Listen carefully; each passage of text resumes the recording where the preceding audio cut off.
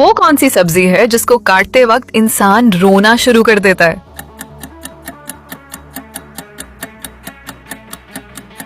सही जवाब प्याज। अगला सवाल, दुनिया में सबसे ज्यादा उगाई जाने वाली सब्जी कौन सी है?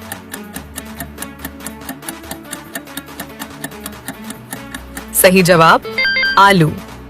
अगला सवाल, वो कौन सी सब्जी है जो सैलेड में सबसे ज्यादा इस्तेमाल होती है?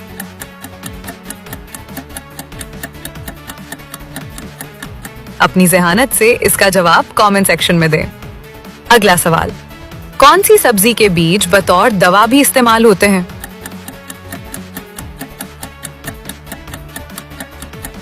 सही जवाब मेथी। अगला सवाल, कौन सी सब्जी में पानी की मिकदार सबसे ज्यादा होती है?